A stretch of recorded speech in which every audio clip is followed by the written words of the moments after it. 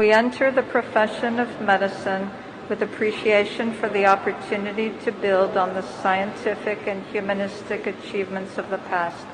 We also recognize the acts and systems of oppression affected in the name of medicine. We take this oath of service to begin building a future grounded in truth, restoration, and equity, to fulfill medicine's capacity to liberate. I vow to use this knowledge to uplift my patients and disrupt the injustices that harm them as I forge the future of medicine. I promise to self-reflect diligently, to confront unconscious prejudices, and to develop the skills, knowledge, and character necessary to engender an inclusive, equitable field of medicine. Let us bow our heads in recognition of the gravity of this oath. We swear to faithfully engage with these ideals and obligations for the ongoing betterment of medicine and humanity. Just a heads up for you, that's medical students graduating from Columbia. So the next time you have to go under the knife, or a loved one does, just so you know, that's what they learn in school. Joining me now, my friend Kira Davis, deputy editor for RedState, also author of a great new book called Drawing Lines. I would highly recommend you buy it.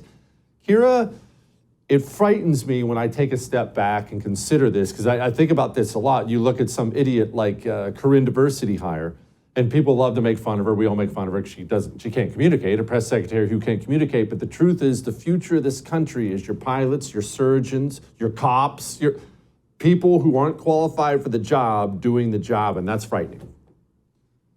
Yeah, I almost said amen at the end of that clip because it did feel like sitting in church. It was so, there's such a religiosity about it, and this whole thing has become a religion. It absolutely does make us weaker, and it's totally frightening, especially because I think part of our weakness, or the weakness that we're sowing into the future, is that we are complicating very simple ideas, right? Everything that they said in that liturgy could have been accomplished by the traditional oath that medical professionals take, which is first do no harm, which basically encompasses every idea that is meant to be included in that CRT heavy liturgy, right? So first do no harm and have a commitment to healing. And that should cover just about everything, regardless of the race or the sex or whatever of the person you're treating. Now we are sowing this weakness into the future that is really going to have an impact on the quality of services we get. I was even reading an article today about how the Army is suffering from lack of recruits because the wokeness that is being introduced into the recruitment process it's a turnoff for a lot of people. And then the people that it does engage are people who are, for lack of a better term, weak-minded.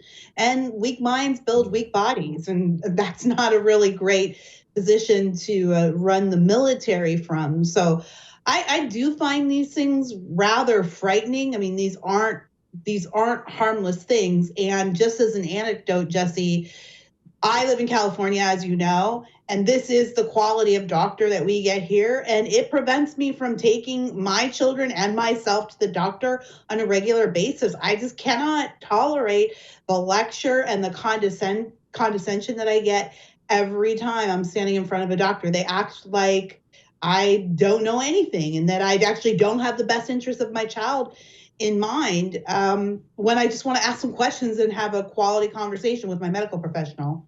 It's a scary future. Support the First TV today and get instant access to exclusive specials like Who is Ron DeSantis, the history of FBI scandals, and America's worst presidents. Visit thefirsttv.com/support or download the First TV app to become a supporter and start watching today.